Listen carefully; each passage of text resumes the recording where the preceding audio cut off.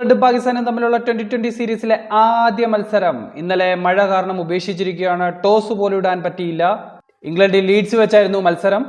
അടുത്ത മാസം world cup കളിക്കാൻ പോകുന്ന സെയിം സ്ക്വാഡിനെയാണ് ഇംഗ്ലണ്ട് പാകിസ്ഥാനെതിരെ അണിനിരത്തുന്നത്.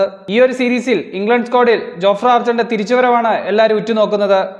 ജോഫ്ര ആർച്ചർ ഈ ഒരു സീരീസിൽ ഫോമിലോട്ടെത്തിയാൽ വേൾഡ് കപ്പിൽ ഇറങ്ങുന്നതിന് മുമ്പേ ഇംഗ്ലണ്ടിന് അത് വലിയൊരു ആത്മവിശ്വാസമായിരിക്കും.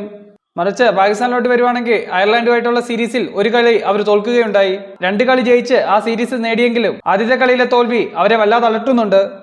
അതുകൊണ്ട് തന്നെ അയർലൻഡ് ടീമിനെതിരെയും അതുപോലെ തന്നെ ഇംഗ്ലണ്ട് ടീമിനെതിരെയുള്ള പെർഫോമൻസ് ബേസ് ചെയ്താണ് അവർ വേൾഡ് കപ്പിനുള്ള സ്ക്വാഡിനെ പ്രഖ്യാപിക്കാൻ പോകുന്നത്. ചുരുക്കം പറഞ്ഞാൽ ഇംഗ്ലണ്ടുമായിട്ടുള്ള സീരീസ് പാകിസ്ഥാൻ സ്ക്വാഡിലെ ഓരോ അംഗങ്ങൾക്കും വിലപ്പെട്ടതാണെന്നർത്ഥം.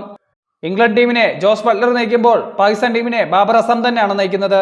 4 2020 മാച്ച് സീരീസിൽ ഒരെണ്ണം മഴ കൊണ്ടുപോയത് കൊണ്ട് തന്നെ ബാക്കി 3 എണ്ണത്തിലായിരിക്കും വിധി നിർണ്ണയിക്കുക.